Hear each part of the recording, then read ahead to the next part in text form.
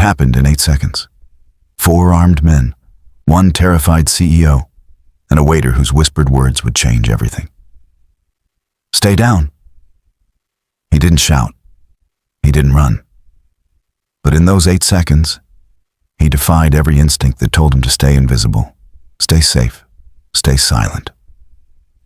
What followed would unravel a billion-dollar conspiracy, test the limits of a father's courage, and prove that sometimes the most powerful heroes serve dinner before they serve justice. Before we jump back in, tell us where you're tuning in from, and if this story touches you, make sure you're subscribed. Because tomorrow, I've saved something extra special for you. The Regency Grand Hotel ballroom glittered like a jewelry box turned inside out. Thousands of tiny lights cascaded from the vaulted ceiling, reflecting off champagne flutes and designer gowns. The air was thick with expensive perfume, quiet laughter, and the soft clink of silverware against fine china. This was the annual Westbridge Tech Summit Gala, where billion-dollar deals were sealed over dessert and political careers were made between courses. At the head table sat Kiana Ford. She was impossible to miss, not because she demanded attention, but because she commanded it naturally. At 38, she was the youngest CEO of Horizon Dynamics, a cybersecurity firm that had revolutionized data protection for hospitals and schools across the nation. Her emerald gown was elegant without being flashy, her dark hair swept into a sophisticated twist. Diamond studs caught the light when she turned her head, but her most striking feature was her eyes. Sharp, intelligent, and tonight, slightly weary. She had been fielding questions all evening from investors, journalists, and politicians eager to align themselves with her success. But now, mercifully, there was a lull. The keynote speech had ended. Dinner was being served. For a brief moment, she allowed herself to simply breathe. The waitstaff moved through the ballroom like shadows, efficient and invisible. One of them approached her table, a man in his early 40s with kind eyes and careful movements. He placed a plate of seared salmon before her with a polite nod. "Enjoy your meal, ma'am," he said quietly. Kiana offered a tired smile. "Thank you." She didn't notice the way his eyes scanned the room. She didn't see how his posture remained alert even as he moved away. She was already turning back to the colleague beside her, preparing for yet another conversation about quarterly projections. Then everything changed. The main doors burst open with a sound like thunder. 4 men stormed into the ballroom, their faces hidden behind black masks, their hands gripping weapons that made the entire room freeze in collective terror. The lead man fired a single shot into the ceiling. Plaster rained down. A chandelier swayed, screams erupted like breaking glass. "Nobody move," the leader shouted, his voice raw and commanding. "Hands where I can see them, now." Chaos rippled through the crowd. Some people dropped to the floor immediately. Others stood frozen, champagne glasses still raised halfway to their lips. A woman near the back sobbed openly. The 4 men spread out with military precision, weapons trained on the crowd. The leader, tall and broad-shouldered, strode directly toward the head table, directly toward Kiana. "Kiana Ford," he announced, his voice carrying across the now silent ballroom. "Stand up." She didn't move. Her heart hammered against her ribs, but her face remained calm. Years of boardroom warfare had taught her never to show fear, even when it clawed at her throat. "I said stand up." He aimed his weapon directly at her. Slowly, she rose. Her legs felt like water, but she kept her chin high. "You're coming with us," the man said. "Your company has something we need, and you're going to give it to us." Around the ballroom, security personnel reached for their radios. But the other armed men were ready. "Touch those radios and people die," one of them shouted. The leader grabbed Kiana's arm roughly, yanking her away from the table. She stumbled but caught herself. Her mind raced. This wasn't random. They knew who she was. They knew what Horizon Dynamics protected. Then she felt it. A presence behind her. Close. Too close. It was the waiter. The one who had served her salmon just moments before. He had moved through the chaos like smoke, unnoticed by the armed men who were focused on controlling the crowd. He leaned in, his mouth near her ear, and whispered 2 words that would echo in her memory forever. "Stay down." Before she could react, he moved. His hand shot out, striking a pressure point on the leader's wrist with surgical precision. The gun clattered to the floor. In the same fluid motion, he swept the man's legs out from under him, sending him crashing into a table. China shattered, flowers scattered. The second gunman spun toward them, weapon raised.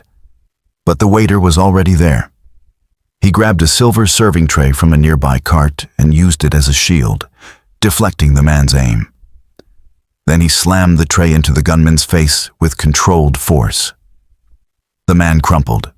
The third attacker lunged from the side. The waiter ducked low, using the man's momentum against him, flipping him over his shoulder in a move so smooth it looked choreographed. The gunman hit the marble floor hard and didn't get up. The fourth man, panicking now, fired wildly. Guests screamed and scattered. But the waiter had already pushed Kiana down behind an overturned table. He shielded her with his own body as bullets ricocheted off marble columns. Then, in a movement almost too fast to follow, he launched himself at the final gunman. A precise strike to the solar plexus. A joint lock that twisted the weapon free. A controlled takedown that left the man gasping on the floor. 8 seconds. 4 armed men neutralized, not killed, just stopped. The ballroom was a battlefield of overturned chairs and shattered glass. But no innocent person had been hurt. The waiter stood among the chaos, breathing steadily, his bow tie slightly askew. Security finally rushed in, shouting orders, securing the scene. Police sirens wailed in the distance. And the waiter, this man who had just single-handedly stopped an armed assault, simply straightened his vest, checked on Kiana one last time with a brief nod, and disappeared into the confusion of evacuating guests. Kiana sat on the floor behind the table, her emerald dress torn at the hem, her hair falling loose from its pins. Her hands shook as she pressed them against the cold marble. Someone helped her to her feet. A paramedic appeared, asking if she was hurt. Security surrounded her, apologizing, explaining, promising investigations. But she barely heard them. Her eyes searched the crowd, looking for the waiter with the kind eyes. The man who had whispered, "Stay down," and then defied 4 armed attackers with nothing but his bare hands. He was gone, vanished into the night like he had never existed at all. A police detective approached, notebook in hand. "Ms. Ford, can you describe the man who intervened?" She tried. He was a waiter, 40s maybe. Dark hair, he moved like what? Like a ghost? Like someone who had done this before? Like someone who understood violence the way musicians understand notes? "I don't know," she finished weakly. "But he saved my life." The detective nodded, scribbling notes. "We'll review the security footage. Get a positive ID." But even as he said it, Kiana knew somehow that identifying this man wouldn't be easy. Because men like that, men who moved through danger like water through stones, usually had reasons for staying invisible. Preparing and narrating this story took us a lot of time. So if you are enjoying it, subscribe to our channel. It means a lot to us. Now back to the story. The footage was maddeningly insufficient. 6 different camera angles from the Regency Grand security system, and in every single one, his face was either turned away, shadowed, or obscured by the chaos of fleeing guests. Kiana had watched the recordings 43 times in the past 2 days. She had counted. She sat in her corner office on the 42nd floor of the Horizon Dynamics Tower. The city of Asherton spread out below her like a circuit board of lights and steel. Her assistant had brought coffee 3 hours ago. It sat untouched, cold. On her screen, the waiter moved through the ballroom with impossible fluidity. Frame by frame, she watched him neutralize threats with the kind of precision that spoke of years of training.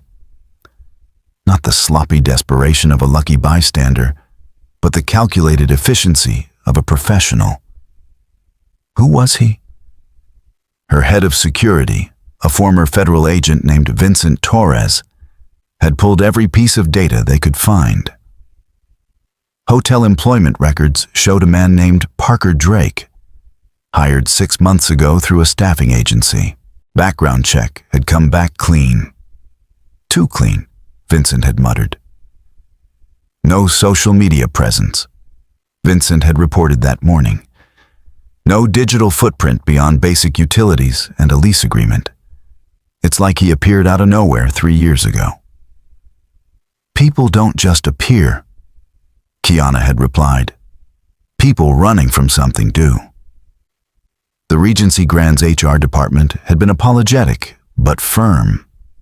Parker Drake had called in the morning after the gala, said he couldn't work there anymore, and that was that. No forwarding address, no contact information beyond a disconnected phone number. He had vanished again. Kiana leaned back in her chair, rubbing her temples.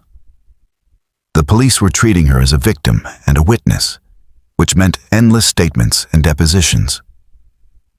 The 4 attackers had been arrested, but weren't talking. They had high-priced lawyers and convenient amnesia about who hired them. But Kiana knew. This wasn't about ransom. It was about Horizon Dynamics' latest development, the Sentinel Protocol, an encryption system that made data breaches virtually impossible. Several competitors had made aggressive offers to acquire her company. She had refused them all. Apparently, some people didn't take no for an answer. Her phone buzzed. A text from her publicist. Media requests are insane. They're calling you the Gala Guardian Angel story. Want to make a statement? Kiana deleted the message. She didn't want publicity. She wanted answers. A soft knock on her door. Her assistant, Monica, peeked in. Ms. Ford? The cleaning crew found something in the ballroom.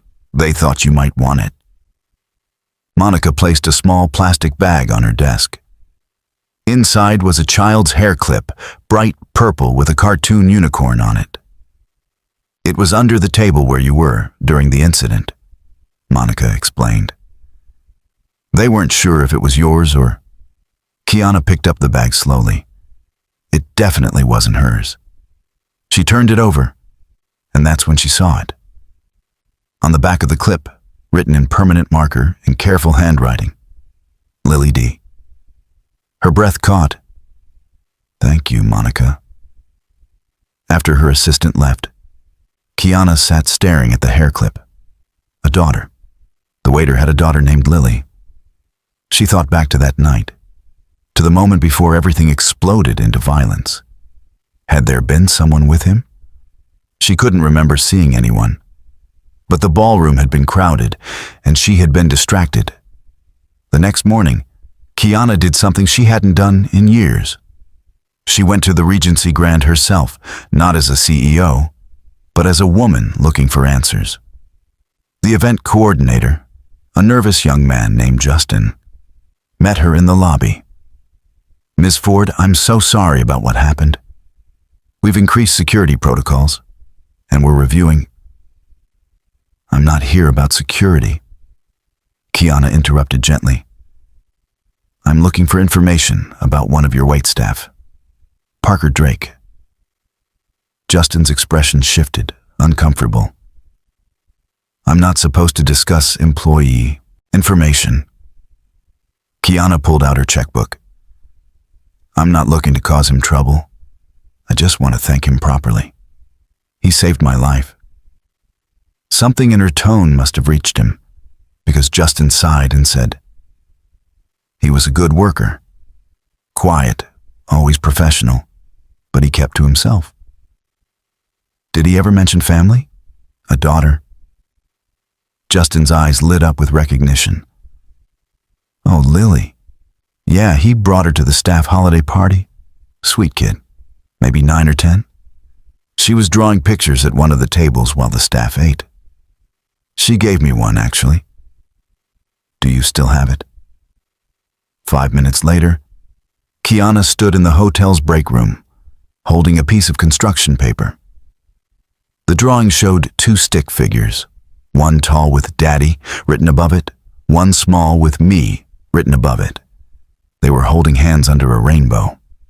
At the bottom, in that same careful handwriting, family is everything. Lily Kiana felt something crack open in her chest. This man, this ghost who had saved her life, was someone's whole world. He was a father doing his best, working a modest job, raising a daughter alone. And he had risked everything to protect a stranger. She took a photo of the drawing with her phone, thanked Justin, and left the hotel with more questions than answers. But now she had something she didn't have before. A name. Lily. That evening, Kiana sat in her penthouse apartment, the city lights twinkling below like fallen stars. She held the purple hair clip in her palm, turning it over slowly.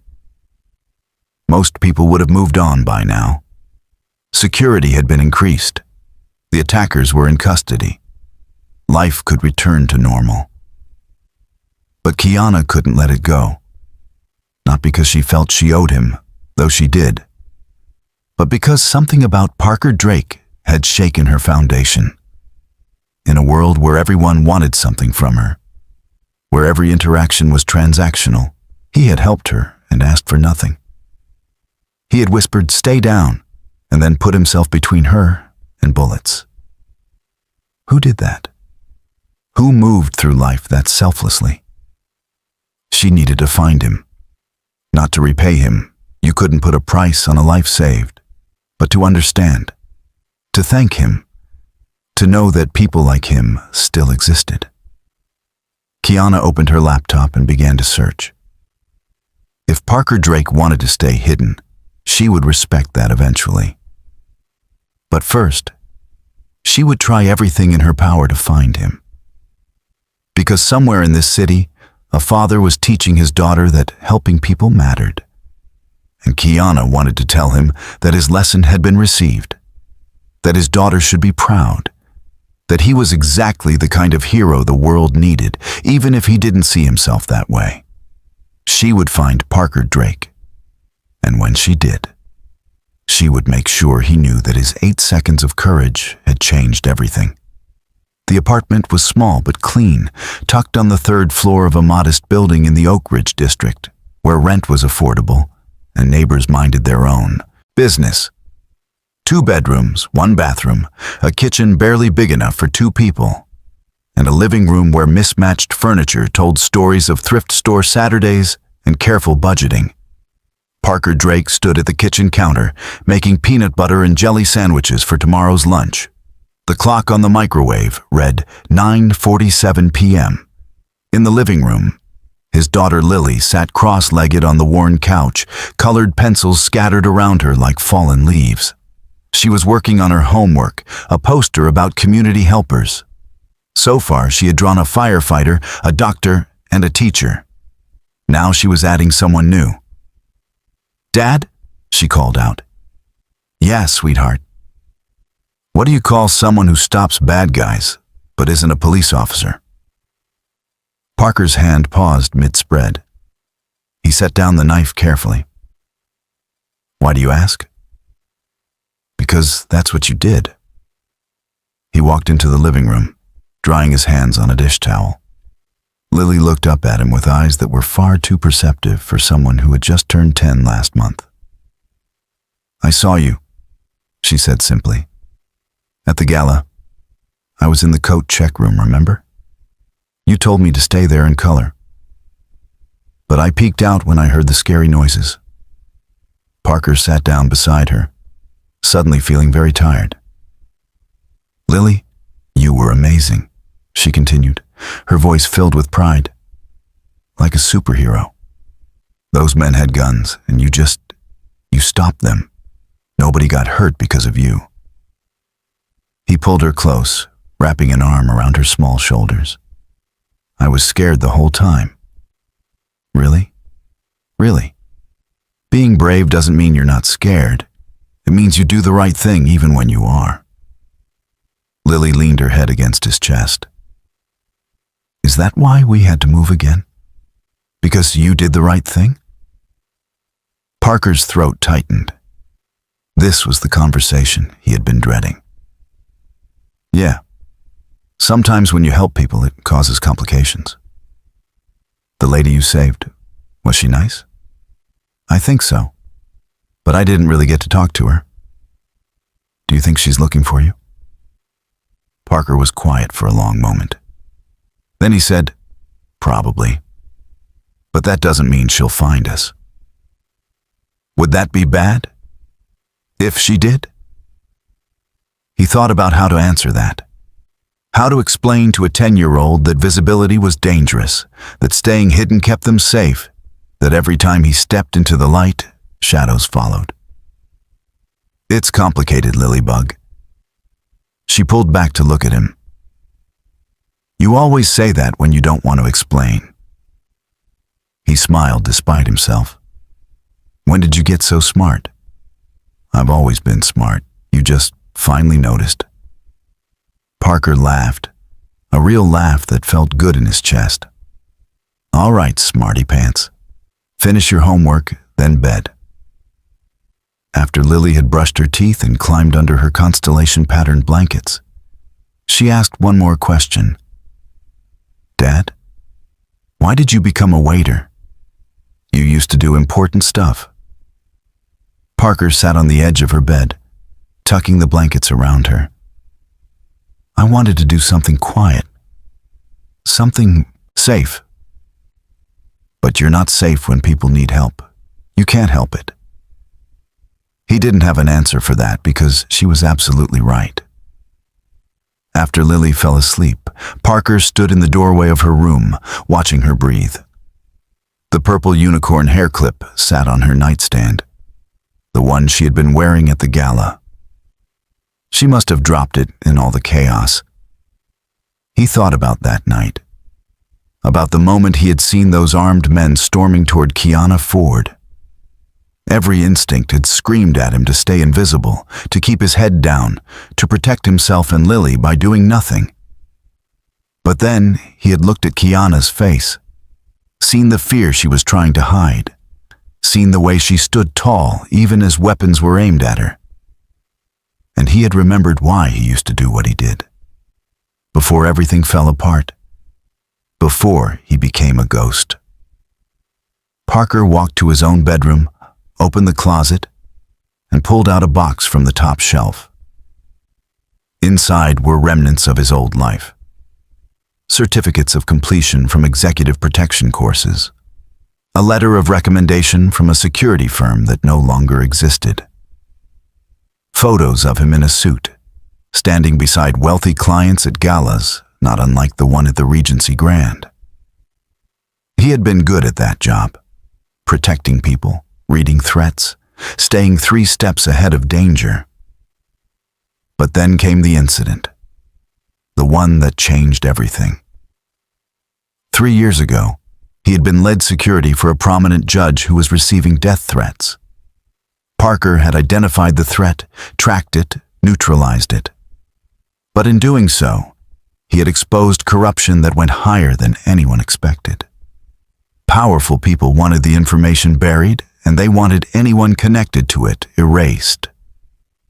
Parker had been forced to make a choice: testify and put Lily in danger, or disappear and keep her safe. He chose his daughter.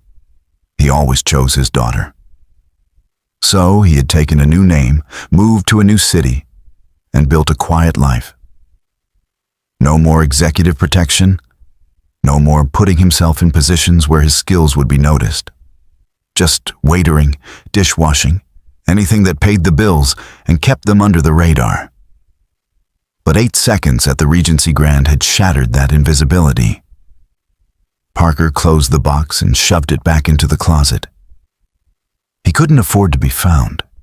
Not by Kiana Ford's people, not by journalists looking for a feel-good story, and definitely not by the people from his past who had long memories and longer reach. He climbed into bed, but didn't sleep. Instead, he stared at the ceiling, thinking about the purple hair clip on Lily's nightstand. Had she dropped it at the gala? Had someone found it? And if they had, would they be smart enough to use it to find him? Parker closed his eyes. Tomorrow, he would find a new job. Maybe in a different part of the city. Maybe they would need to move again. Because staying ahead of your past required constant motion. And Parker Drake had been running for 3 years. He just hadn't expected Kiana Ford's eyes to follow him into his dreams that night. Those intelligent, grateful eyes that had looked at him like he was someone worth remembering. He pushed the thought away. She would move on. People always did. And he would fade back into the background where men like him belonged. But in the living room, Lily's poster lay on the coffee table. And the newest community helper she had drawn wore a bow tie and carried a serving tray. Underneath, in careful letters, she had written, "My dad, a hero who helps when no one else will." Kiana Ford had built a billion-dollar company by understanding patterns. Data left trails, and trails led to answers. People were no different than code in that regard. Everyone left digital footprints, transaction histories, connection points. Parker Drake, however, seemed to exist in the white space between data points. She sat in a private conference room at Horizon Dynamics with Vincent Torres, her head of security, and a woman named Sandra Yates, a private investigator who specialized in finding people who didn't want to be found. Sandra spread a thin folder across the table. For 3 weeks of work, it was disturbingly light on content. Parker Drake. Sandra began, her voice crisp and professional. First appearance in any database. 3 years and 2 months ago. Lease agreement for an apartment in the Oak Ridge district. Utilities opened under his name. Basic checking account at Asherton Community Bank. Before that? Kiana asked. Nothing. No birth certificate in that name, no school records, no employment history. Parker Drake didn't exist before 3 years ago. Vincent leaned forward. So it's an assumed identity. Almost certainly, Sandra confirmed. But whoever created it knew what they were doing. Social Security number is legitimate, passed all standard background checks. He's either in witness protection or he's running from something. Kiana felt a chill run down her spine. What about the daughter? Sandra pulled out a photograph, printed from a school database. A young girl with bright eyes and a cautious smile. Lily Drake, age 10, enrolled at Brookfield Elementary 3 years ago. Records indicate she was homeschooled prior to that. No previous school transcripts available. So she's real? Kiana said softly. Very much so. By all accounts, she's an excellent student. Teachers describe her as bright, kind, and unusually mature for her age. Father is listed as primary guardian. No mother listed on any documentation. Vincent pulled up something on his tablet. I did some digging on my end, found something interesting. The employment agency that placed Parker at the Regency Grand. They specialize in placing workers who need flexible schedules, often single parents. But they also have a reputation for not asking too many questions. Sandra nodded. I spoke with his previous employers. Before the Regency, he worked as a dishwasher at Lou's Diner on 5th Street, a janitor at West Side Office Complex, and did overnight stocking at a grocery store. Never stayed anywhere longer than 8 months, always left on good terms, always gave notice. Everyone described him the same way. How? Kiana asked. Quiet, competent, kind, kept to himself but was always polite. Several people mentioned he was good in emergencies. One manager at the grocery store said Parker stayed calm during an armed robbery, talked the guy down before police arrived. Kiana's pulse quickened. He has training. Definitely, Sandra agreed. Which brings me to what I found in the gaps. She pulled out a printout of a news article from 4 years ago. This is from San Francisco. Case involving a federal judge named Dorothy Hammond. She was receiving death threats related to a high-profile corruption trial. Her security detail prevented 3 separate assassination attempts. Kiana scanned the article. I don't see Parker's name anywhere. That's because executive protection professionals rarely get named in press coverage. But look at this. Sandra placed another document on the table. It was a court filing listing witnesses who had provided testimony in a sealed hearing. One name had been partially redacted, but was still partially visible. P. Davenport. Vincent's eyes widened. You think Parker Drake used to be P. Davenport? I think it's possible, Sandra said. The timeline fits, the skills fit, and there's more. After the corruption trial concluded, several witnesses connected to the case disappeared from public record. Some entered witness protection, others just vanished. What happened in that trial? Kiana asked. Sandra pulled up a news summary on her laptop. Judge Hammond was presiding over a case involving illegal pharmaceutical testing. The company being prosecuted had ties to organized crime and several dirty cops on their payroll. When the judge's security team uncovered evidence of police involvement in the threats, things got ugly. Whistleblowers started disappearing. Witnesses recanted. The case eventually fell apart, but not before several people's lives were destroyed. Kiana stared at the photograph of Lily. This little girl had been caught in the crossfire of something much bigger than herself, and her father had chosen to disappear rather than put her at risk. If I'm right, Sandra continued, Parker Drake used to be one of the best executive protection specialists on the West Coast. Worked for high net worth individuals, politicians, anyone who needed elite security.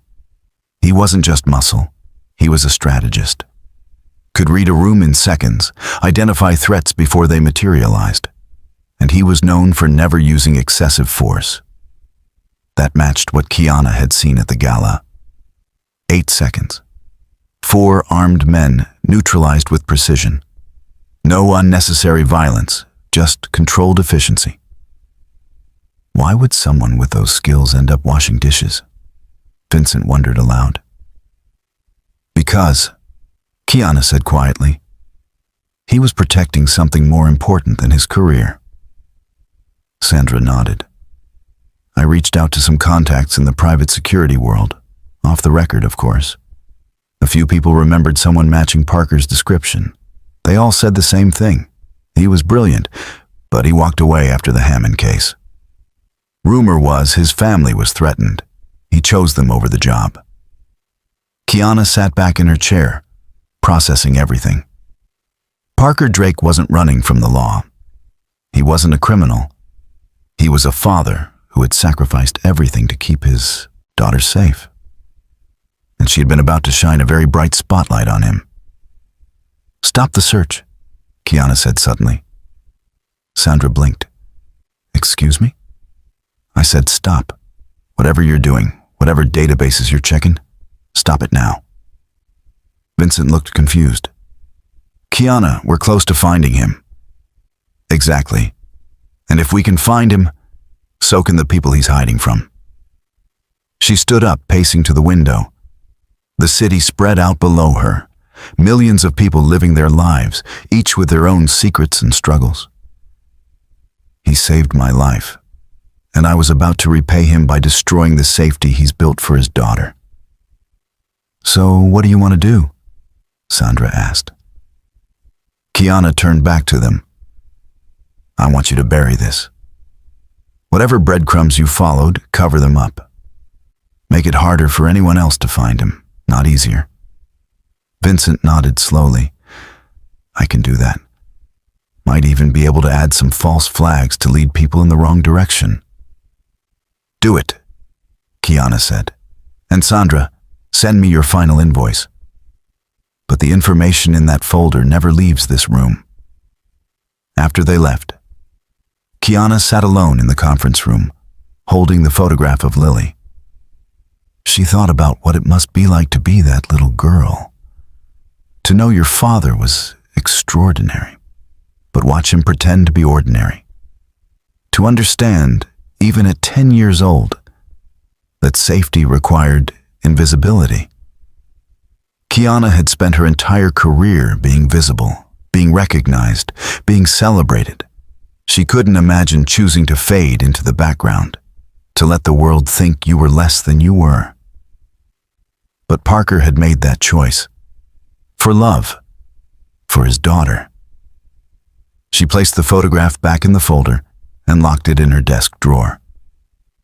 She wouldn't look for Parker Drake anymore. If he wanted to remain hidden, she would respect that. But she made herself a promise.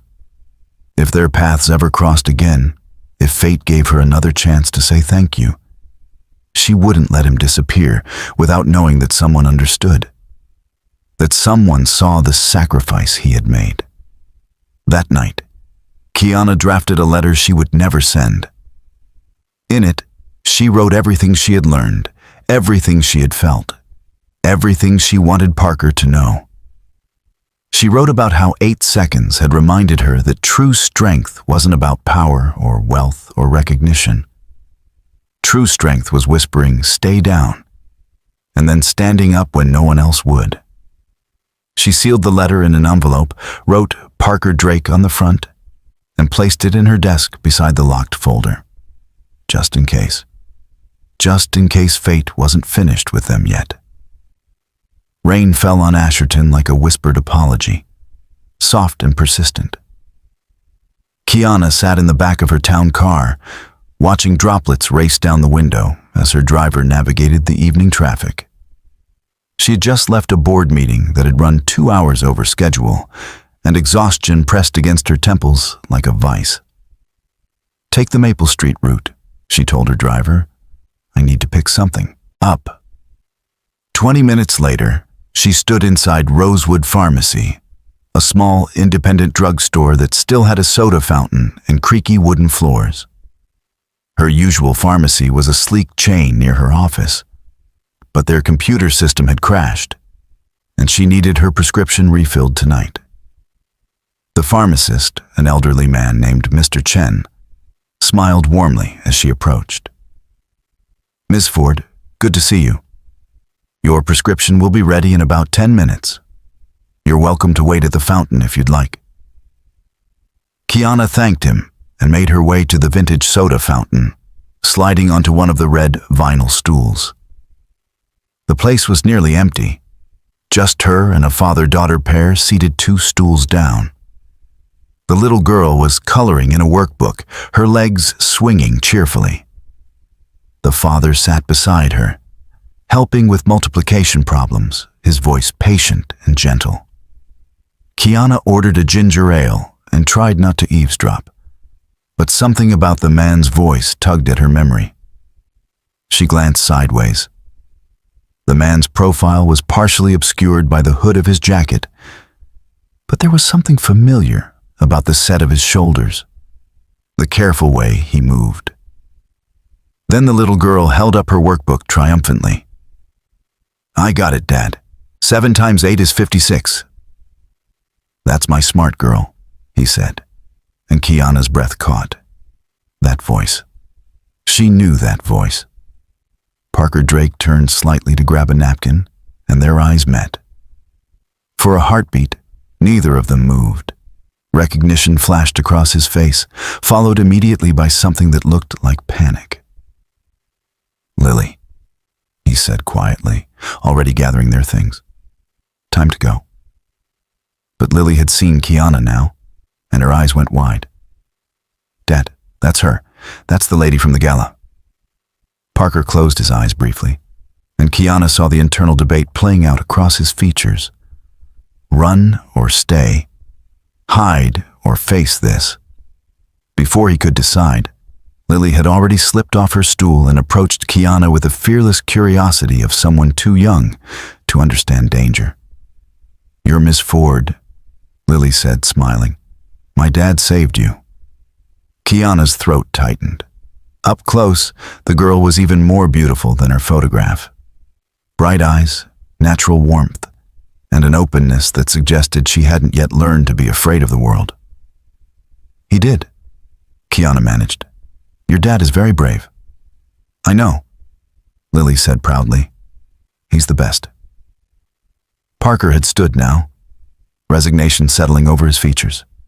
He walked over slowly, one hand gently guiding Lily back to his side. Miss Ford, he said quietly. It wasn't a greeting, it was an acknowledgement. Mr. Drake? Kiana kept her voice neutral, non-threatening. I didn't expect to run into you here. We come every week, Lily volunteered. Dad picks up his allergy medicine, and I get to have a root beer float. Parker's jaw tightened slightly. Kiana could see him calculating, trying to determine if this was a coincidence or if she had tracked him down. I'm just here for a prescription. Refill, Kiana said, understanding his unspoken question. My regular pharmacy system crashed. This is completely random, I promise. Some of the tension eased from his shoulders, but he still looked ready to bolt. We should go, Lily. But I didn't finish my float, Lily protested. An awkward silence stretched between them. Kiana made a decision. Please, she said, let me buy her another one. It's the least I can do. Parker looked like he wanted to refuse, but Lily was already climbing back onto her stool, and saying no would require an explanation he clearly didn't want to give. 5 minutes, he said finally, sitting back down but maintaining a careful distance. Kiana ordered Lily a fresh root beer float and watched as the girl attacked it with enthusiasm. For a moment, they all sat in uncomfortable silence. Then Kiana said, I stopped looking for you. Parker's head turned sharply. What? I was looking, she admitted. For about 3 weeks. I wanted to thank you. But when I realized you were hiding for a reason, I stopped. Told my people to bury whatever they'd found. Parker studied her face, searching for the lie. He didn't find one. Why? He asked. Because some debts can't be repaid, only respected. Lily looked between them, not fully understanding the conversation, but sensing its importance. Parker was quiet for a long moment. Then he said, The men who attacked you. Did they ever say who sent them? They're not talking. But I know it's related to my company's encryption technology. Someone wants it badly enough to break every law on the books. And you think they'll try again? It wasn't a question, and Kiana didn't treat it like one. Probably. Security has been increased. I'm being more careful. Parker nodded, but something in his expression suggested he didn't think increased security would be enough. Dad's really good at keeping people safe, Lily offered, chocolate foam on her upper lip. He used to do it for a job before we moved here. Parker's eyes closed briefly. Kiana pretended not to notice the slip. I'm sure he was excellent at it. Kiana said gently. The pharmacist called Kiana's name. Her prescription was ready. She stood, smoothing her coat. It was good to see you again, Mr. Drake. And it was wonderful to meet you, Lily. Lily beamed. You too, Miss Ford. Kiana paid for her prescription and was almost to the door when Parker's voice stopped her. Miss Ford. She turned. He stood now, Lily's hand in his. For the first time, he met her eyes directly, and there was something raw in his expression. Be careful, he said. Men who are willing to attack you in public won't stop just because it failed once. They'll adapt. And next time, they won't underestimate you. I know, Kiana said. Do you have someone watching your house, your car, your regular roads? I have a security team. That's not what I asked. The intensity in his voice made her pause. This wasn't polite concern. This was professional assessment. I have a driver, she said, and my building has security. Parker shook his head slightly, frustrated. That's not enough. You need someone who thinks like them, someone who can see 3 steps ahead. Someone like you, Kiana said quietly. He didn't deny it. For a moment she thought he might offer. But then he looked down at Lily, and whatever words he'd been about to say died unspoken. Just be careful, he repeated. Kiana nodded. She wanted to say more, wanted to ask if they could meet again, if maybe she could buy Lily a proper thank you gift. But she could see the walls going back up around Parker, see him retreating into invisibility. Thank you, she said instead. For everything. She left the pharmacy and climbed back into her town car. As they pulled away, she looked back through the rain-streaked window. Parker and Lily were leaving too, him holding an umbrella over her head as they hurried to an old sedan parked at the curb. For just a moment, their eyes met through the rain and glass. And in that moment, Kiana saw something that gave her hope. He didn't look like a man who wanted to disappear anymore. He looked like a man who was tired of running. 3 days after the pharmacy encounter, Kiana received an envelope at her office. No return address, delivered by courier. Inside was a single piece of paper with a phone number and 4 words, in case you need it. She stared at the paper for a full minute before adding the number to her phone under a simple contact name. Parker. She didn't call. Not that day. Not that week. But knowing she could felt like a lifeline she hadn't known she needed. 2 weeks later, her town car broke down on a service road near Hartley Park. The driver apologized profusely, called for a tow truck, and offered to arrange alternative transportation. But Kiana, looking at the tree-lined park entrance, made an impulsive decision. I'll wait here, she said. I could use some air. She walked into the park, following a paved path that wound through oak trees and past a small pond. Families picnicked on the grass. Joggers passed by. It was refreshingly normal, a world away from boardrooms and security protocols. That's when she saw them. Parker and Lily sat at a weathered picnic table near the pond. Lily was doing homework while Parker read a book, occasionally looking up to watch the ducks gliding across the water. Kiana's first instinct was to turn around, to respect his privacy. But Lily spotted her first. Miss Ford? The girl waved enthusiastically.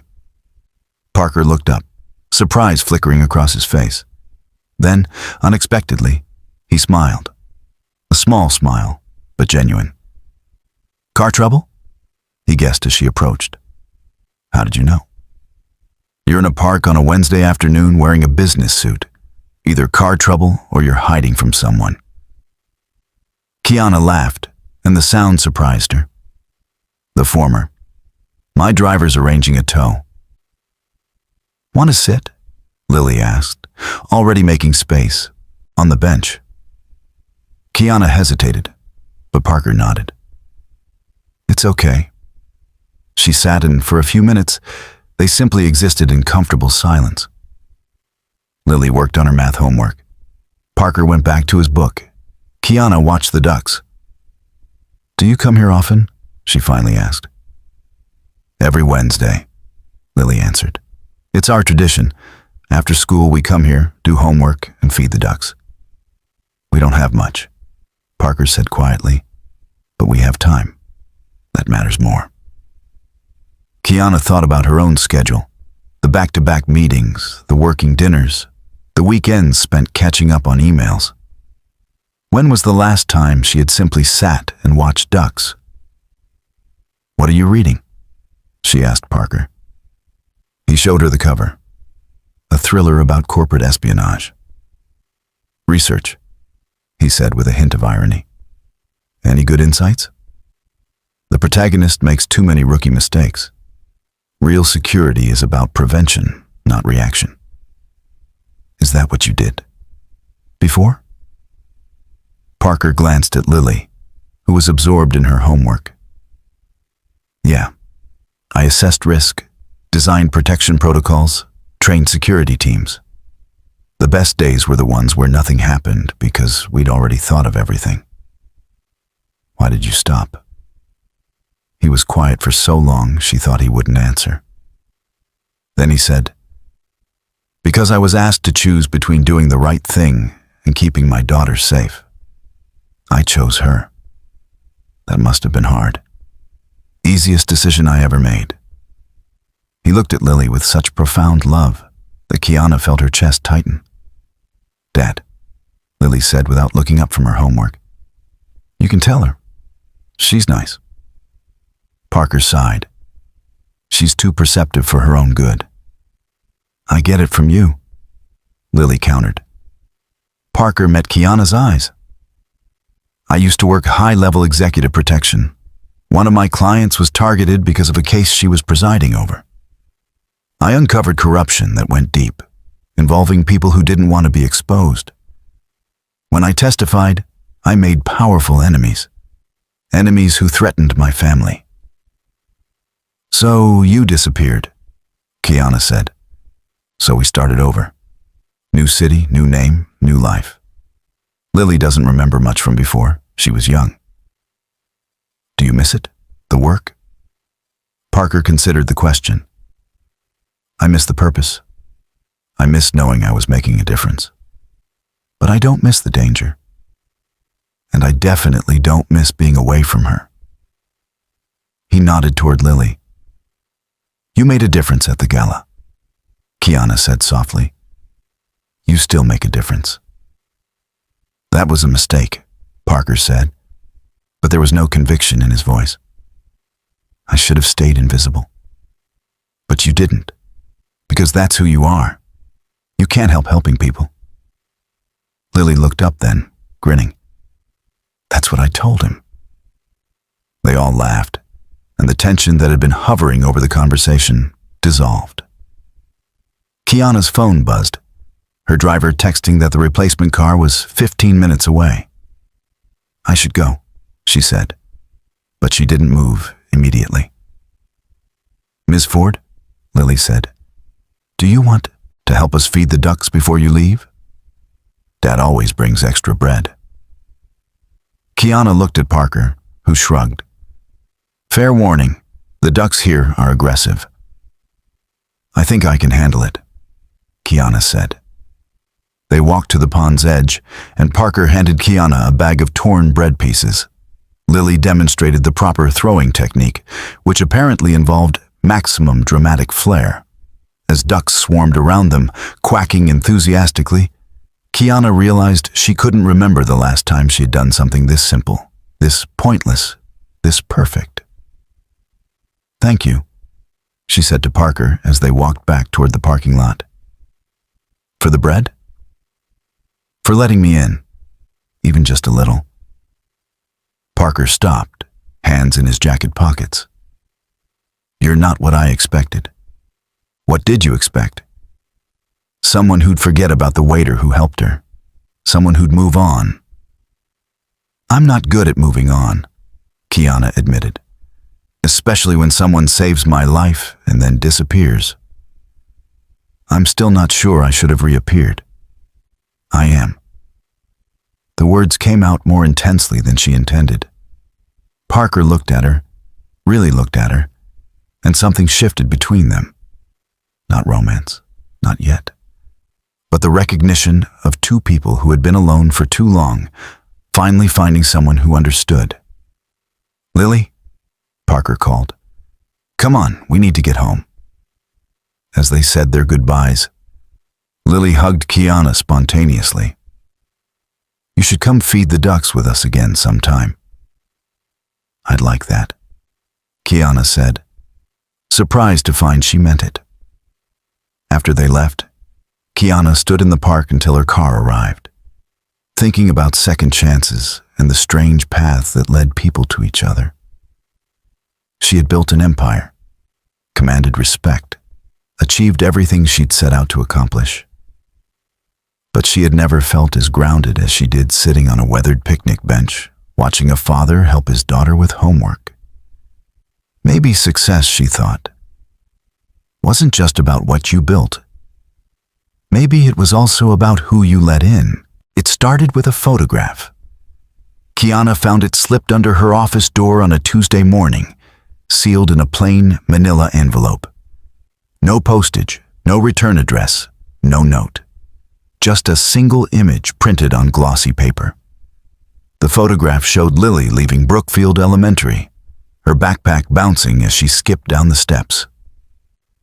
The timestamp in the corner read 3:14 p.m., yesterday's date. Someone had been watching her.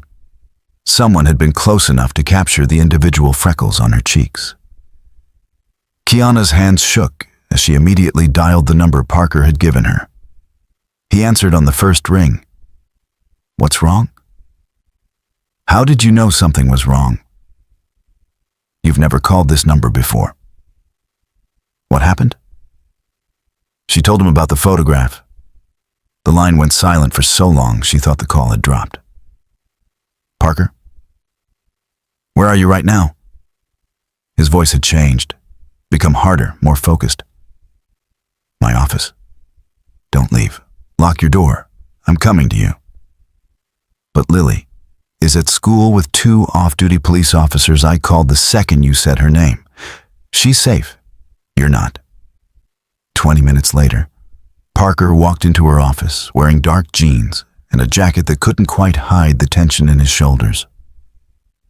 He moved through the space like he was cataloging exits, sight lines, vulnerabilities. Kiana handed him the envelope. He studied the photograph with professional detachment, but she saw the muscle jump in his jaw. This isn't random, he said. This is a message. I know. They're telling you they can get to anyone. That security doesn't matter. That walls don't matter. He looked up at her. They're trying to isolate you. Make you feel powerless. Kiana wrapped her arms around herself. It's working. Parker set down the photograph and pulled out his phone, making a call. Vincent, it's Parker Drake. Yes, the waiter.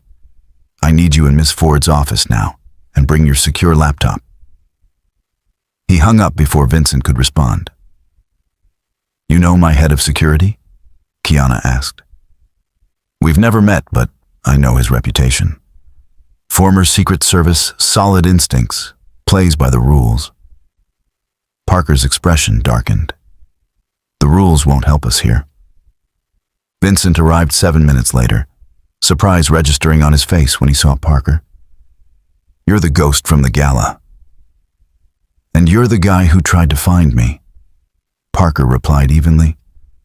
We don't have time for introductions. Someone just threatened Ms. Ford's life using a photograph of my daughter. Vincent's demeanor shifted immediately. He opened his laptop, and Kiana watched as Parker walked him through everything, his analysis sharp and methodical. The angle suggests the photo was taken from a vehicle, Parker explained. Probably a sedan, given the height. The photographer knew exactly when school let out, which means they've been surveilling for days, maybe weeks. This wasn't opportunistic. This was planned. The 4 men from the Gala, Vincent said, pulling up files. They finally started talking. Plea deals. Turns out they were hired through an intermediary. The money trail leads to a shell company registered in the Cayman Islands. Let me guess, Parker said. The shell company is owned by another shell company. 3 layers deep. But we got a break. One of the attackers recognized a voice on a phone call. He couldn't give us a name, but he described the accent. British, educated, older. Kiana felt ice settle in her stomach. Sterling Whitmore. Both men looked at her. He's the CEO of Tech Vault Industries, she explained. They made an aggressive offer to acquire Horizon Dynamics 8 months ago. I refused. He called it a mistake. Said I was making enemies I couldn't afford. Parker's eyes narrowed. Tell me about Tech Vault. They're a data security conglomerate. Publicly, they provide cybersecurity services. But there have been rumors, allegations of corporate espionage, bribing officials, even blackmail. Nothing proven, but the pattern is there. Vincent was already typing. Tech Vault's stock has been dropping for 6 months. They need a win. Something revolutionary to restore investor confidence. The Sentinel Protocol, Kiana said quietly. My encryption system. With it, Tech Vault could corner the market on government contracts alone. We're talking billions in revenue. Parker walked to the window, looking down at the street below. So they tried to grab you at the Gala, probably to force you to sign over the patents. When that failed, they switched tactics. Intimidation, Vincent said. Make her afraid. Make her vulnerable. And when intimidation doesn't work? Kiana asked, though she already knew the answer. Parker turned back to her. Escalation. As if summoned by the word, Kiana's phone rang. Unknown number. She looked at Parker, who nodded. She answered on speaker. This is Kiana Ford. Ms. Ford. The voice was smooth, cultured, with a precise British accent. I trust you received our photograph. Charming girl. It would be tragic if anything happened to her. Kiana's free hand clenched into a fist. Who is this? Someone who's offering you a choice.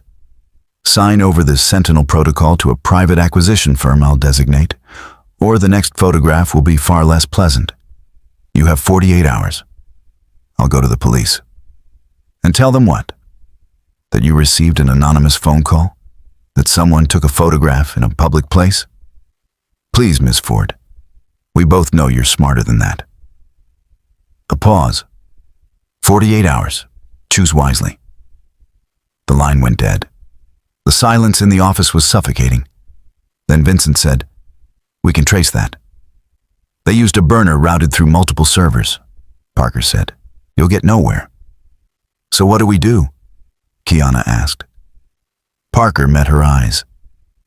We make them think they're winning, and then we destroy them. Over the next 6 hours, they built a plan.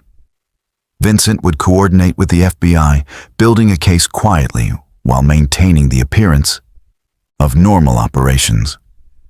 Kiana would continue her regular schedule, acting afraid but cooperative. And Parker would do what he did best. He would become invisible and watch. I need access to your company's security feeds, Parker told Vincent. Everything. Parking garages, elevators, exterior cameras. Done. I need a list of everyone who's had access to Ms. Ford's schedule for the past 3 months. I'll have it in an hour. And I need you to leak something. Parker turned to Kiana. Tomorrow you're going to have a very public meeting with your legal team. Make it look like you're preparing to negotiate. You want them to think I'm giving in, Kiana said. I want them confident. Confident people make mistakes.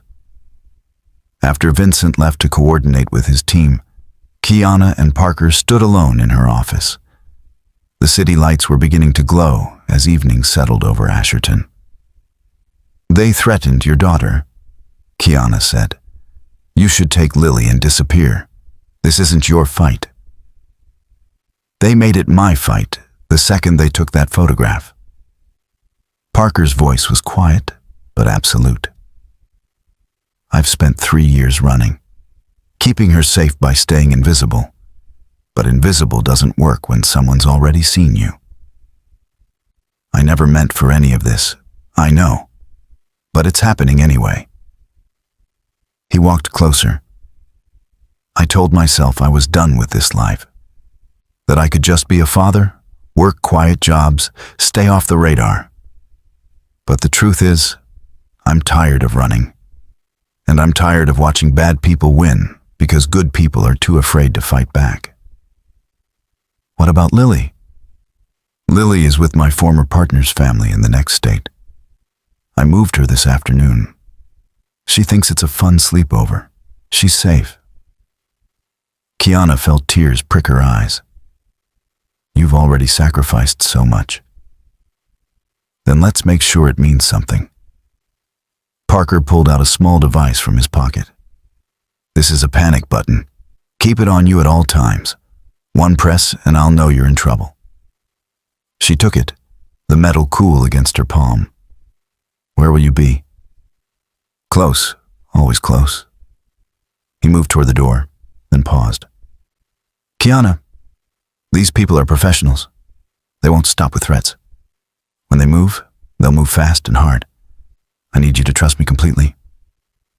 "I do," she said, and realized she meant it absolutely. After Parker left, Kiana stood at her window, looking out at the city she had conquered through intelligence and determination. She had built her empire by playing by the rules, by being smarter and working harder than everyone else. But the people coming for her didn't play by rules. They played by power and violence and fear. For the first time in her life, Kiana Ford understood what it meant to be truly afraid. Not for herself, but for a 10-year-old girl with bright eyes who had done nothing wrong except have a father brave enough to help a stranger. She touched the panic button in her pocket. 48 hours until the deadline. 48 hours to turn prey into predator. She pulled out her phone and began making calls. If they wanted a war, she would give them one. But she wouldn't fight it alone. Not anymore. The Asherton Museum of Contemporary Art was hosting its annual Innovation Gala, a black-tie affair where technology leaders, philanthropists, and politicians mingled beneath soaring glass ceilings and million-dollar installations. Kiana had committed to attending months ago, and Vincent had argued she should cancel given the current threats. But Parker had disagreed. "They expect her to hide. We use that expectation against them." So here she was, walking through the museum sculpture garden in a midnight blue gown, security details shadowing her every move. Vincent had tripled her protection team. There were plainclothes officers positioned throughout the venue. The FBI had agents embedded in the catering staff. Parker was somewhere in the crowd, invisible as always. She hadn't seen him arrive, but she knew he was there. Could feel his presence like a shield she couldn't see but trusted completely. The evening progressed smoothly. Kiana gave her rehearsed speech about innovation and responsibility. She smiled for photographs. She made small talk with donors who had no idea her world was crumbling behind the facade. Then her phone vibrated. A text from an unknown number. 3rd floor.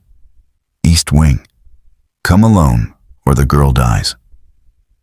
Her blood turned to ice. Lily was supposed to be safe, hidden away with Parker's trusted contacts. But the message included a photograph. Recent. Lily sleeping in an unfamiliar bed, a stuffed elephant clutched to her chest. They had found her. Kiana's vision tunneled, her carefully constructed calm shattered. She pressed the panic button in her clutch and began walking toward the East Wing staircase. Vincent appeared at her elbow immediately. "Where are you going?" She showed him the text. His face went white. "It's a trap." "I know. But what if they really have her?" "Ms. Ford, we can't." A second text arrived. A video this time. 3 seconds of Lily stirring in her sleep, the timestamp showing it was recorded 20 minutes ago. Kiana didn't wait for Vincent's permission. She moved toward the stairs, her security team scrambling to follow. But as they reached the 3rd floor, the lights went out. Emergency lighting kicked in, bathing everything in red. Then came the sound of gunfire from below. Screams erupted from the main gallery. "It's a diversion," Vincent shouted into his radio. "All units, we have an active shooter situation, main floor. Protect the civilians." Most of her security detail rushed downstairs toward the chaos. Vincent grabbed Kiana's arm. "We need to get you out of here."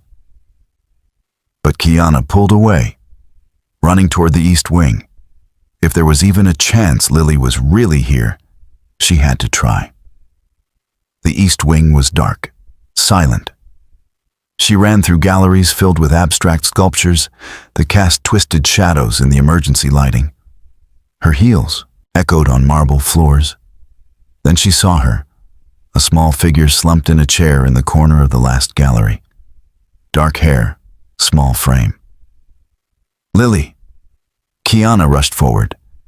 Vincent shouted behind her. "Wait, it's not..." Too late.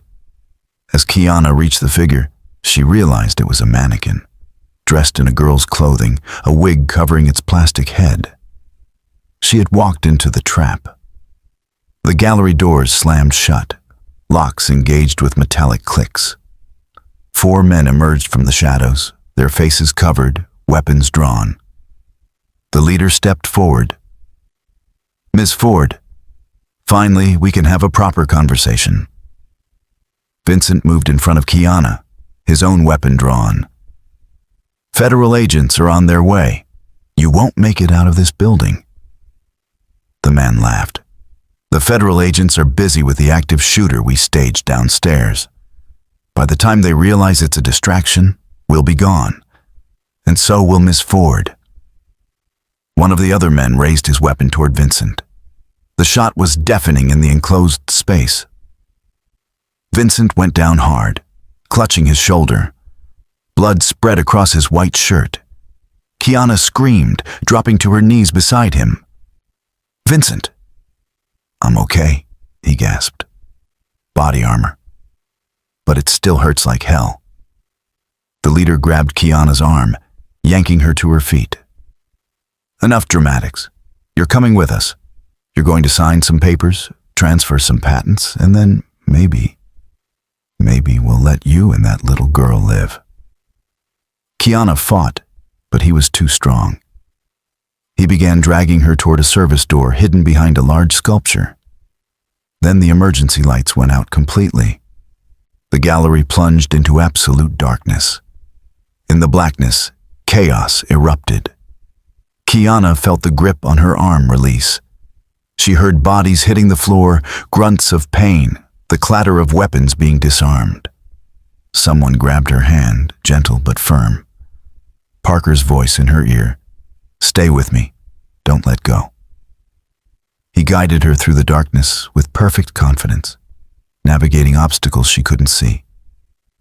Behind them, she heard the men shouting, confused, trying to regroup. Emergency lighting flickered back on. They were in a service corridor now. Parker was dressed in black, his face smudged with something dark to reduce visibility. He looked nothing like the gentle father from the park. This was the man he used to be. The one who had testified against corruption, the one who had walked away from everything to protect his daughter. "Lily," Kiana gasped. "They said they had..." "Lily is safe. The photograph was old, taken weeks ago. They were fishing, hoping to panic you. His voice was calm, but his eyes were fire. It worked. I'm sorry. Don't apologize. Use it. They think they've won. They think you're weak and afraid. Show them they're wrong. They emerged into another gallery. Police were flooding the building now, responding to the fake shooter. Real FBI agents were setting up a perimeter. But Parker pulled Kiana in a different direction. We're not done yet. The men who grabbed you were foot soldiers. I want the one giving orders. How do we find him? Parker smiled, and it wasn't kind. We already did. While everyone was focused on you, I planted a tracker on their communications device. Right now, I know exactly where they're running to. In the East Wing gallery, Vincent sat against a wall, paramedics treating his shoulder. The 4 attackers were in custody, zip-tied and silent. But Parker was right. These weren't the masterminds. They were pawns. The real enemy was still out there, watching, waiting, confident in their plan. As police secured the museum, Parker made a call. It's done. Target is mobile. Heading northeast on Highway 7. Black SUV, license plate Charlie Delta Romeo 529. He hung up and looked at Kiana. FBI will intercept in approximately 8 minutes. Who was driving that SUV? Sterling Whitmore. He was coordinating from a command vehicle 2 blocks away, thought he was untouchable. Parker's expression was grim. He was wrong. Kiana felt her knees weaken. Parker caught her, steadying her against him. It's over, he said quietly. You're safe now. But as she stood in his arms, surrounded by police and chaos and the wreckage of the evening, Kiana realized it wasn't over. Not really. Because somewhere in the rubble of tonight's attack was a truth she couldn't ignore anymore. She didn't just trust Parker Drake. She needed him, and she was terrified of what that meant. The FBI field office was cold, fluorescent lit, and buzzing with controlled chaos. Kiana sat in a conference room, wrapped in a blanket someone had draped over her shoulders, watching through one-way glass as Sterling Whitmore was processed in the adjacent room. He still wore his expensive suit, still carried himself with arrogant confidence. But there was fear in his eyes now. The kind of fear that came from realizing you had miscalculated badly. Parker stood beside her, arms crossed, his expression unreadable. Vincent was down the hall getting his shoulder properly treated, but he had refused to leave until he had seen Whitmore in custody with his own eyes. Special Agent Rebecca Torres, no relation to Vincent despite the shared surname, entered the room carrying a thick folder. She was 50-ish, sharp-eyed, and had the air of someone who had seen everything twice. Miss Ford, Mr. Drake, she acknowledged. We've been building a case against Tech Vault Industries for 18 months. What happened tonight gave us everything we needed. She spread photographs across the table. Surveillance images of the men who had attacked Kiana at the museum. Financial records showing payments from Tech Vault shell companies. Phone records linking Whitmore directly to the hired attackers. The tracker you planted on their communication device, Agent Torres said, looking at Parker, led us to a warehouse in the industrial district. We found encrypted servers, forged documents, and evidence of at least 7 other corporate espionage operations. Will it stick? Kiana asked. Whitmore has resources. Lawyers who can make evidence disappear. Agent Torres smiled grimly. Not this time, because we also found something else. She pulled up a recording on her laptop. One of Whitmore's associates decided to cooperate. Full confession in exchange for a reduced sentence. He's giving us everything, names, dates, bank accounts, the entire operation. The recording played. a nervous man in his 30s describing how Tech Vault had systematically targeted competitors, stolen intellectual property, and when theft didn't work, they escalated to intimidation and violence. Kiana Ford wasn't even the first target. Agent Torres explained. 3 other tech CEOs in the past 2 years. 2 of them sold their companies under duress. The third disappeared and is still missing. Kiana felt sick. And you knew this was happening? We suspected. But tech executives rarely report these crimes. They're afraid of looking weak, of scaring investors. And the ones who do report usually end up settling out of court before we can build a criminal case. Agent Torres met her eyes. You didn't run. You didn't negotiate. You stood your ground. That gave us the opening we needed. Parker moved to the window, looking down at the parking lot where federal vehicles sat with lights flashing. What about the people working for Whitmore? The ones who took the photographs, made the threats? We're rounding them up now. The tracker you planted didn't just give us Whitmore's location. It recorded every transmission they made tonight. We have voice identification, location data, everything. Kiana stood, walking to stand beside Parker. How did you know? She asked him quietly. How did you know they'd coordinate from a nearby vehicle? Because that's what I would have done, Parker replied. Command and control operations require proximity but safety. Whitmore wanted to watch his plan unfold, but he wouldn't risk being inside the museum when it went wrong. You were 3 steps ahead the whole time. That's the job, or it used to be. He glanced at her. You did well tonight. Most people would have frozen. I was terrified. Being terrified and being paralyzed aren't the same thing. You kept moving. That's what mattered. Agent Torres cleared her throat. Mr. Drake, I need to ask. How did you acquire the skills necessary to plant a tracker on a moving communications device without being detected? Parker turned slowly. Is that relevant to your case against Whitmore? No, she admitted. But it's relevant to understanding who you are. My preliminary background check suggests Parker Drake has only existed for 3 years. Kiana tensed, but Parker remained calm. I used to work executive protection. I testified in a federal case involving judicial corruption. People wanted me dead for it. I changed my name to protect my daughter. The Hammond case in San Francisco, Agent Torres said. It wasn't a question. Yes. You were the lead security specialist who uncovered the assassination plot. Yes. Agent Torres studied him for a long moment. Then she closed her folder. The people you testified against, most of them are still in prison. The rest are scattered. You're not as much of a target as you think you are. Parker's jaw tightened. With respect, Agent Torres, I'm not willing to bet my daughter's safety on not as much.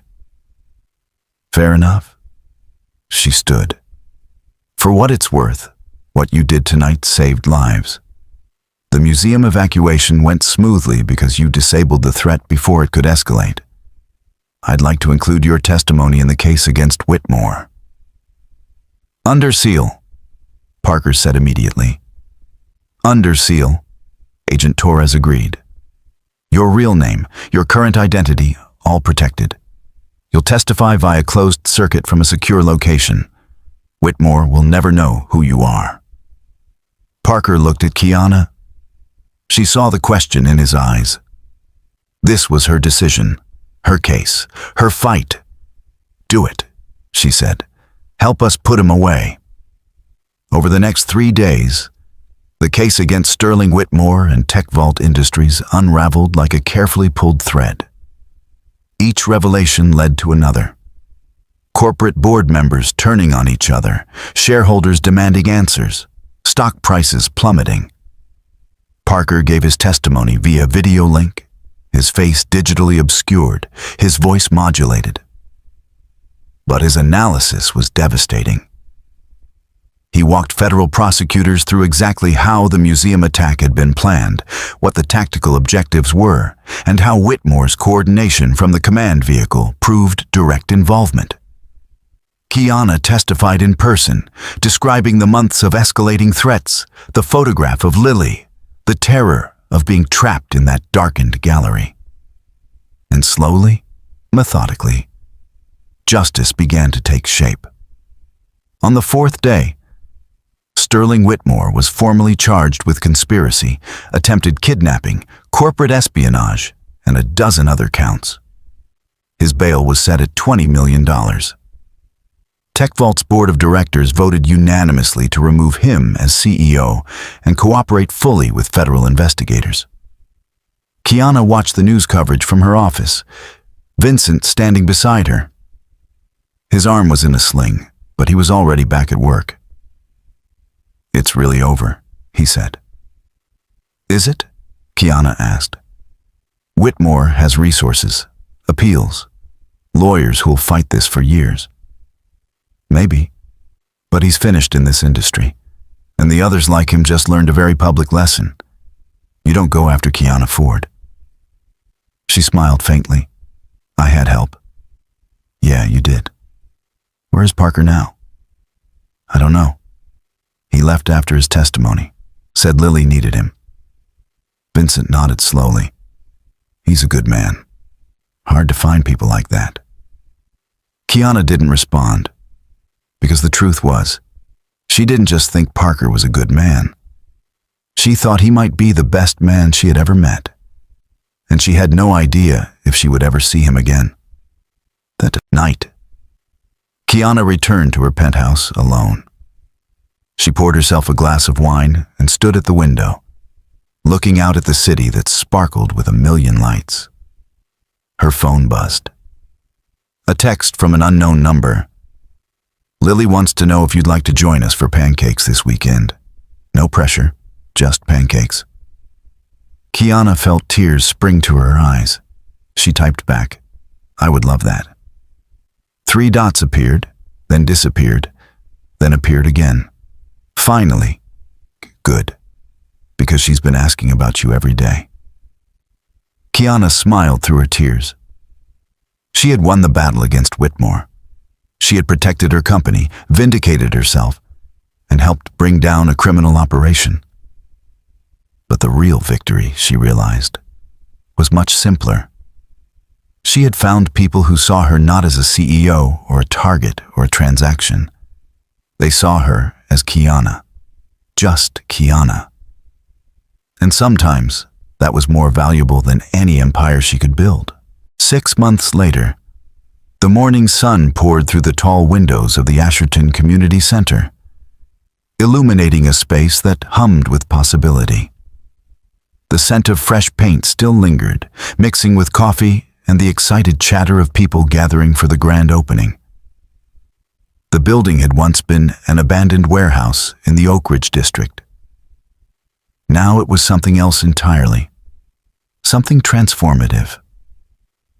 Above the entrance, brushed steel letters spelled out the center's name: the Lily Drake Foundation for Personal Safety and Empowerment. Kiana stood near the back of the crowd, watching volunteers arrange chairs and set up registration tables. She wore simple jeans and a sweater, no designer gown, no corporate armor, just herself. Parker emerged from a side office, Lily bouncing beside him.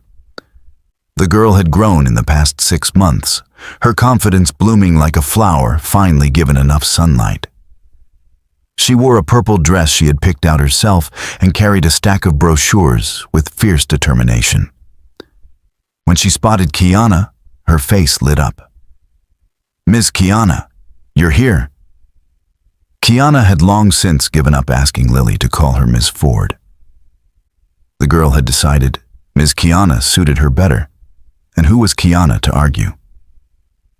"I wouldn't miss this for anything," Kiana said, kneeling to give Lily a hug. Parker approached more slowly, but the smile he wore was genuine, warm. Over the past months, Something had shifted between them.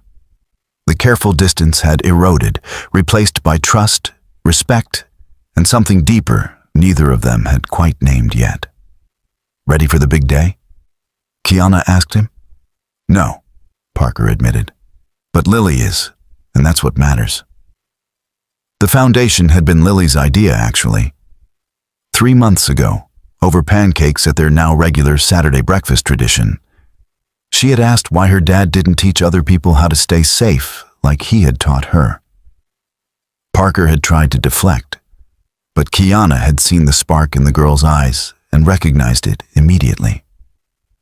It was the same determination that had built Horizon Dynamics from a startup into an industry leader. "What if we made it happen?" Kiana had asked. "What if we created a place where people could learn real safety skills, where kids and adults could train together?" Parker had resisted at first. Too visible, he had argued. Too risky. But Lily had looked at him with those impossibly wise eyes and said, "Dad, you taught me that hiding doesn't make you safe. Being prepared does." And that had been that. Kiana had provided the funding. Parker had designed the curriculum. And together, they had transformed an abandoned building into a community center that offered free self-defense classes, threat assessment training, and confidence-building workshops. The waiting list already had 300 names. Now, as the opening ceremony began, Kiana watched Parker reluctantly take the podium. He hated public speaking, hated being in the spotlight. But Lily stood beside him, and, for her, he would do anything. "Thank you for coming," Parker began, his voice steady despite his obvious discomfort. "This place exists because of one little girl who asked a big question. She wanted to know why good people stay quiet when bad things happen." Lily beamed up at him. "For a long time," Parker continued, "I thought keeping my daughter safe meant keeping us invisible. I thought if we stayed quiet enough, small enough, the world would leave us alone. But I was wrong." He glanced at Kiana, and she saw gratitude in his expression. Safety doesn't come from hiding. It comes from preparation, from community, from people deciding they matter enough to protect themselves and each other. He gestured to the training mats visible through glass walls, the equipment, the spaces designed for learning. "This center will teach practical skills, how to recognize danger, how to de-escalate confrontations, how to defend yourself if you have no other choice." A murmur of approval rippled through the crowd. "But more than that," Parker said, his voice growing stronger, "we're going to teach something else. That ordinary people can do extraordinary things. That you don't need a badge or a uniform to stand up for what's right. You just need courage and the willingness to act." The applause was immediate and thunderous. After Parker stepped down, it was Kiana's turn. She had prepared remarks, bullet points on note cards. But as she looked out at the crowd, at the families and individuals who had come seeking something this place could offer, she set the cards aside. "My name is Kiana Ford," she began. 6 months ago, 4 armed men tried to kidnap me at a gala. I was terrified. I was powerless. And then someone I had never met decided my life was worth protecting.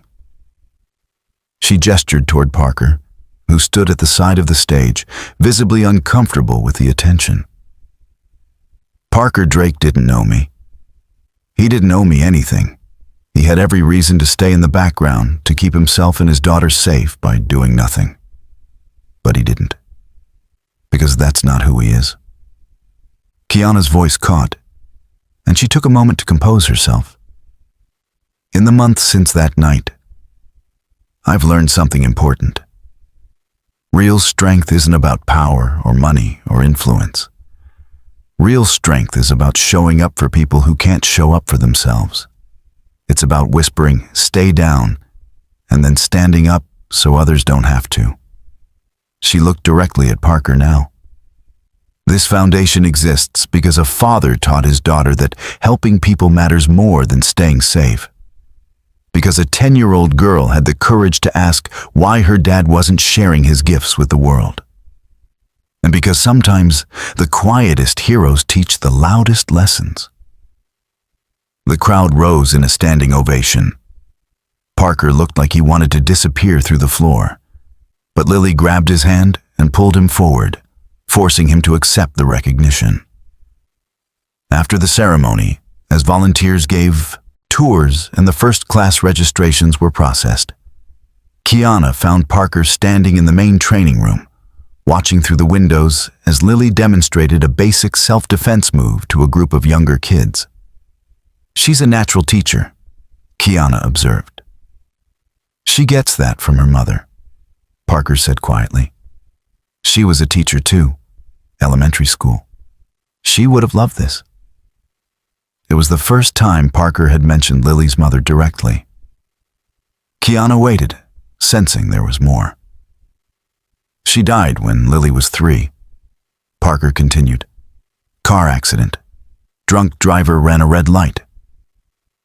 His voice was steady, but Kiana could hear the old pain beneath it. "That's when I left executive protection initially.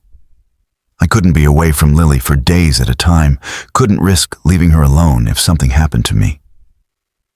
"I'm sorry," Kiana said. "I thought if I could just keep her safe, keep us both small and invisible, that would be enough. That I'd be honoring my wife's memory by protecting our daughter at all costs." He turned to Kiana. "But you helped me see that I was teaching Lily the wrong lesson. I was teaching her that safety comes from hiding, from being less than you are. And now? Now I'm teaching her that safety comes from strength, from community, from knowing you're capable and prepared." He smiled slightly. "It's terrifying, honestly. But it's also right."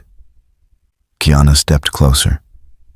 Over the months, they had danced around the connection between them, both too cautious to name it, too scarred by past losses to risk new vulnerability. But standing here, in this space they had built together, Kiana felt brave.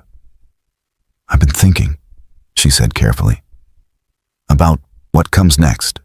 For me, I mean." Parker raised an eyebrow. "Thinking about stepping down from Horizon Dynamics?" "No, but thinking about balance, about making space for things that matter beyond quarterly earnings." She met his eyes. "About making space for people who matter." Something shifted in Parker's expression. "Kiana, I'm not asking for anything," she said quickly. "I just want you to know that these past 6 months, working on this project with you and Lily, have been some of the best of my life. And I'd like to keep being part of this. Part of what you're building here." Parker was quiet for a long moment. Then he said, "Lily asked me last night if you were going to be her new mom." Kiana's breath caught. "I told her life doesn't work that way, that adults have to figure things out slowly, carefully, that I couldn't make promises about the future." "What did she say?" Parker smiled. "She said I was overthinking it, that sometimes you just know when people fit together." He took a step closer. "She might be smarter than both of us." Kiana laughed, feeling tears prick her eyes. "She definitely is." They stood there, close enough to touch, but not quite touching. Both of them aware that this moment mattered, that what came next would shape everything. Then Lily burst through, the door breaking the spell. "Miss Kiana, come see. I taught a girl how to do a proper stance, and she got it on the first try." Kiana let herself be pulled away, but not before she saw the look on Parker's face. Hope. Actual hope. As the day drew to a close and the last visitors filtered out, the 3 of them sat on the front steps of the center, watching the sun set over Asherton. "This is just the beginning," Lily said, swinging her legs. Next, we're going to have classes in schools, and maybe even online videos so people everywhere can learn. Ambitious, Parker said, ruffling her hair. I learned from the best, Lily replied, grinning at both of them. Kiana pulled out her phone and took a photo. Parker, Lily, and herself, sitting on the steps of something they had built together. Something that would help people. Something that mattered. Thank you, Parker said quietly. For what? For seeing us. For not letting me stay invisible. Kiana leaned her head on his shoulder, a gesture that felt natural, right? Thank you for teaching me that strength doesn't always look like power. Sometimes it looks like pancakes on Saturdays and a 10-year-old with big dreams. Lily grinned. And sometimes it looks like a CEO who learns to feed ducks. They all laughed, and in that moment, Kiana understood something fundamental. She had spent her entire life building an empire, proving she was strong enough, smart enough, successful enough. But the real achievement wasn't Horizon Dynamics or the Sentinel Protocol or any quarterly report. It was this. 3 people who had found each other in chaos and chosen to build something beautiful from the wreckage. As stars began to appear in the darkening sky, Kiana thought about the future. There would be challenges ahead. Parker's past might catch up with them. Her company would face new competitors. Life would throw obstacles their way. But they would face it together. A father who had learned to step into the light. A daughter who believed ordinary people could be heroes. And a woman who had discovered that the strongest foundations were built not on power, but on trust, courage, and love. The Lily Drake Foundation for Personal Safety and Empowerment would help thousands of people in the years to come. But its first success story was already complete. 3 people who had saved each other by simply showing up, speaking up, and refusing to stay down. Up next, you've got 2 more standout stories right on your screen. If this one hit the mark, you won't want to pass these up. Just click and check them out. And don't forget to subscribe and turn on the notification bell so you don't miss any upload from us.